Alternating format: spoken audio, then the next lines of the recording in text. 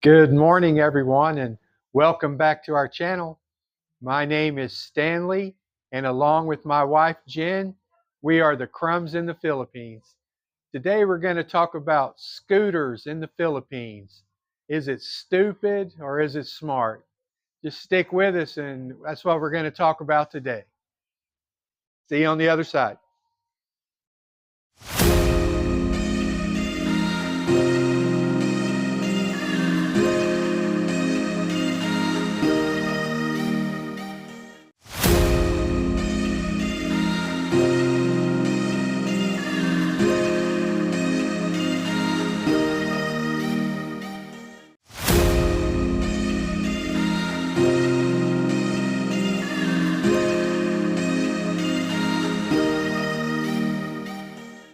Thanks for sticking around, everybody. We really appreciate you guys watching our videos, and those of you that have subscribed to our channel, we're very, very grateful. I never would have imagined that we could make it to 1,700 subscribers in a little over a month. And probably my optimistic outlook would have been about 300 subscribers, mostly friends and family that would take the time to watch our videos. I've been very, very happy with what we see on here, and we're going to continue to do it. We enjoy it. It gives us an opportunity to get out and see the country, and also an opportunity to get some information out there that might help potential expats whenever it's their turn to make the move here. Today's topic is scooters in the Philippines, intelligence or idiocy. Both trains of thought you can find readily available on YouTube. There are many people that will tell you you're crazy to drive a scooter in the Philippines, and there are those that tell you that there's absolutely no better way to get around. And for me, that's where I stand on the issue. But today we're going to take an objective look at driving a scooter and leave the opinion part out of it. So we're going to cover this topic in three parts. In part one, we're going to talk about just the basics of driving a scooter in the Philippines. What are some of the advantages and disadvantages? And, some of the considerations that you have to take into account whenever you decide to drive a scooter in the Philippines.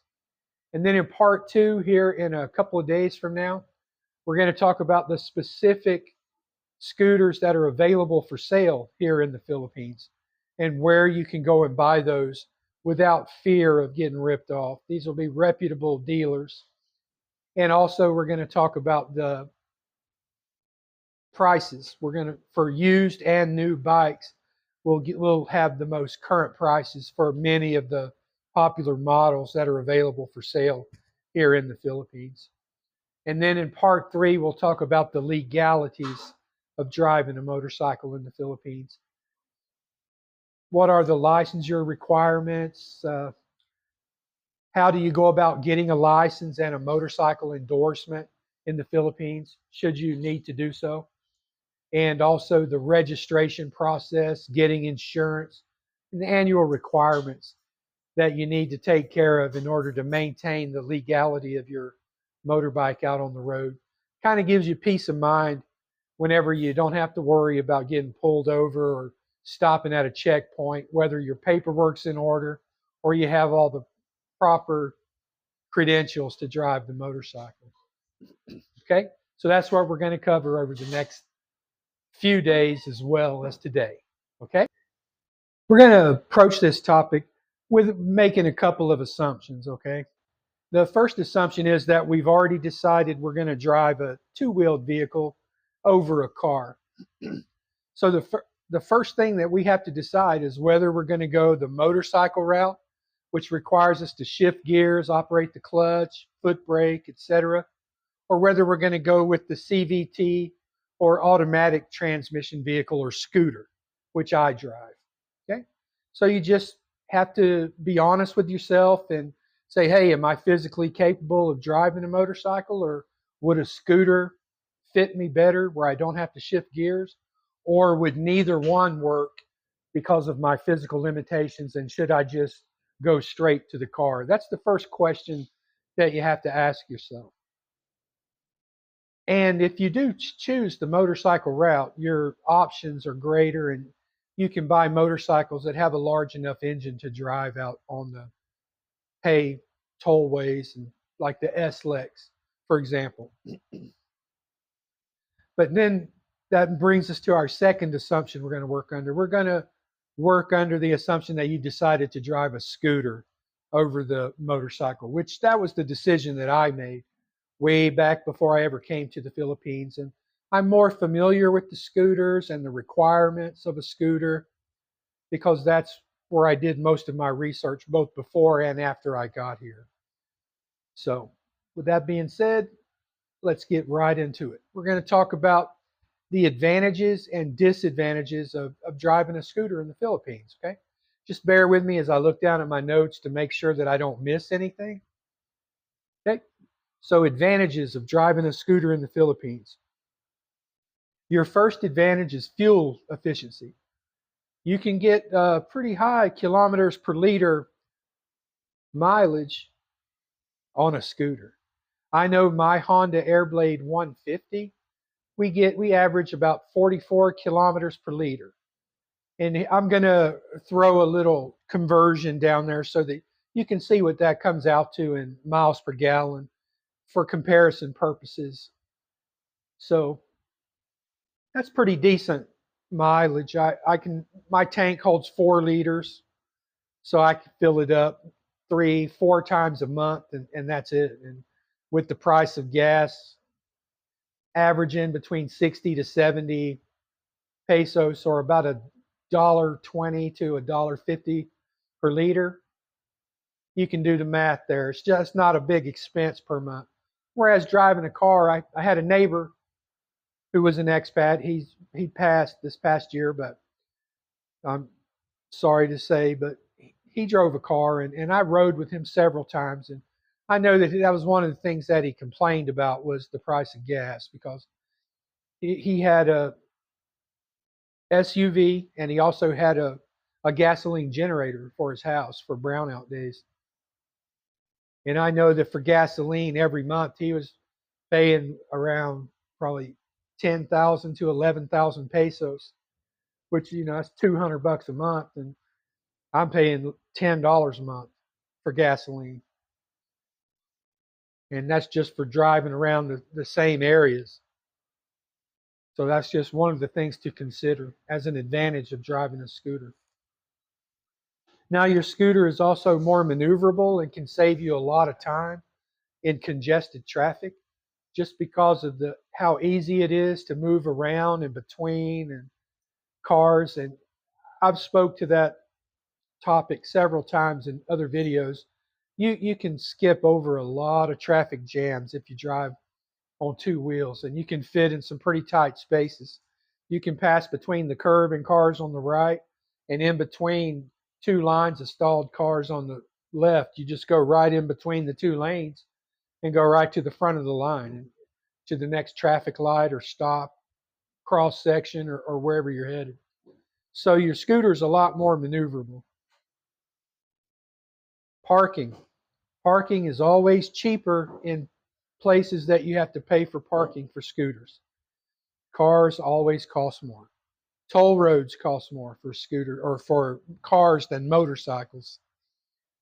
And then we have some local smaller toll roads here in the Lipa area, and I've also driven through some in other areas of the island here in Laguna province and Cavite province.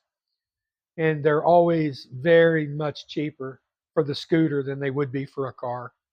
I know on the scooter, our little shortcut toll raid that we cut through to go over to the Robinson Mall is 2 pesos for a scooter and 5 pesos for a car. It doesn't seem like a huge difference, but you do that over the course of the year. I mean, that can buy you a cappuccino or a couple of hollows or even a lunch just on the savings you've made on the toll road. Another advantage is the simplicity of driving the scooter. You don't have any controls to deal with your feet. It has an automatic transmission. All you do is, my motor has an electric start, press the button, and then turn the throttle to move forward. That's it. You have the back brake on the left, front brake on the right handle. The front brake is anti-lock for safety. And that's it. All of your turn signals, controls, high beams, low beams, all of that is right up on the handlebars with your thumb. It's very simple to drive, which is another advantage. And then the last advantage is that it's going to be a lot less expensive for you to register, insure, have maintenance or service done to it, or buy parts. All of those things are much cheaper on a scooter than they would be for a car, including like the car wash that I showed you guys in an earlier video. I pay 100 pesos for a car wash, and for a car, it's 220 pesos, which is still cheap, but it's more than double the rate for the scooter. Insurance, $10 for the motorcycle. I really don't know how much insurance is for a car, but I know it's a lot more. I've heard a couple of people talk about it. One of the expats, the one that I mentioned earlier, his insurance was like 1,800 pesos for the year, which is still relatively cheap. And you're only buying the equivalent of liability insurance. But I mean, that's what people buy around here. Okay, now let's talk about the disadvantages of driving a scooter. The first one is rain. It does rain here in the Philippines, and you get used to it after a while. And if you're in a motorcycle, there's sometimes that's going to ground you. Now, being retired, I don't really have a whole lot of places where I have to get out and just, it's do or die. I have to get somewhere. So a lot of times if it just rains, we stay home. But if it's something that we really want to do, we have a two-person poncho that has holes for the head. We put it on, it has a hood. You wear your helmet over the outside of it. It fits over the two rear view mirrors with clear plastic and covers the front end of the motorcycle all the way down to the back of the seat. And we've driven probably at one time we drove 30K under really heavy rain with our poncho on, and we didn't get wet at all. It's not something that I would recommend doing all the time. It's not that I ever, on a daily basis, I'm going to go out and drive in the rain, because your visibility is not as great as it is without the poncho on. But I didn't really have any issues. I drove normal speed, and that was prudent to the conditions, of course, but we didn't have any issues. And we always carry our poncho. It's packed and in our storage box on the back of the scooter, so we can pull it out at any moment should it start raining. Second disadvantage is air conditioning. You're not going to have air conditioning on a scooter. You can make the temperature really tolerable inside of a car whenever you're traveling here in the Philippines, and because it gets really hot. But it's kind of a trade-off. Do you want to save time, or would you just rather be cooler sitting in the car? Because I know even driving on my scooter, as long as I'm in motion, I don't sweat no matter how hot it is, because the wind blows across you. It feels just like an electric fan. So the only time that I find that it's uncomfortable is if I just am forced to sit still in the open direct sunlight. Then it gets pretty hot, and in those times I kind of wish for air conditioning. But once we get moving again, that thought, it kind of goes away from me. Another disadvantage of the scooter is the inability to use the main highways or tollways here in the Philippines, because those are the quickest ways to get from point A to point B. You can drive from Batangas City, which is the southernmost point of Luzon Island, all the way up to Manila. It's a straight shot up the SLEX. I don't know how much the toll is, but it's 400, 450 pesos, I think, for a car. But if I drive to Manila, I have to stay to the secondary roads, which, I can drive to Manila in less than 2 hours if I don't hit any snafus along the way. So I don't really gain a whole lot. And plus I get to see all the sights that come with getting off that main highway, where you don't really see a lot, because there's not a lot of development, housing, scenery that are right along that main highway there. Another disadvantage of driving a scooter is storage space. You can put a lot more groceries or items that you buy shopping into an SUV or a car with a trunk, way more than you can on a scooter. But I know that Jen and I, we have a storage space underneath the seat, which the majority of scooters do have.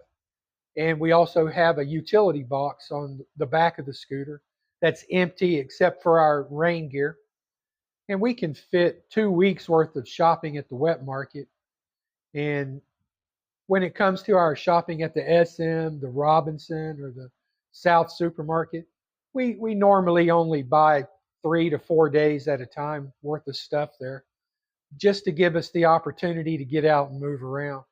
We kind of adjusted our habits so that we're able to drive up to the mall every couple of days to buy something. And plus, we shop at so many different locations. We kind of rotate it around. We'll go to the SM on Monday and Robinson Mall on Tuesday and South Supermarket on Wednesday. And then every 2 weeks or so, we go to the wet market in Ibahan. And then our last disadvantage that we're going to talk about today is safety. And that's the one that's the most concerning for me and probably would be for most people. And there's no doubt about it that you're more safe inside the walls of a car than you are on a scooter out on the highway. I mean, there's just no way anyone could argue different than that. But with that being said, I chose to drive the scooter, and that's how I'm going to close this video out, is just by given the reasons that I chose to drive a scooter. And most of it we've already covered in the video thus far in the advantages. It's cheaper across the board, better gas mileage.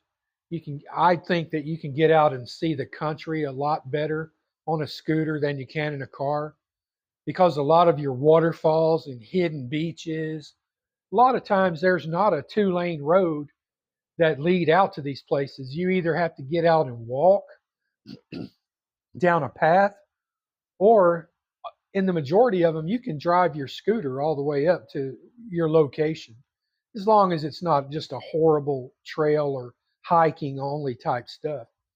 And I'll show you an example in a video that we have coming up here in a week and a half or so, where we're going to a waterfall, and the last leg of the journey, about 2K, is on a 1-lane path. And we'll get some good video, because I just received my new video camera yesterday from Amazon. I've been charging the batteries and learning how to use it. So from after this video, the next ones that you see will be coming from the new video camera. And I hope you guys can see a huge difference in quality. Anyway, that's almost it. I mean, it was a much cheaper. I don't want to talk about the price of the motorcycles right now, because I'm going to cover that in the next video. But that also was another big consideration for me coming here. I just didn't want to make another huge investment in a car or get under another car payment after I had just sold my truck before coming here. And it just brings with it a kind of a sense of freedom from not having a car payment or not having a monthly insurance payment. I really enjoy the freedom that feels, and the lack of stress. And I don't know, that's just me. It's been a whole life-changing experience moving to the Philippines, and driving the scooter has been a big part of it.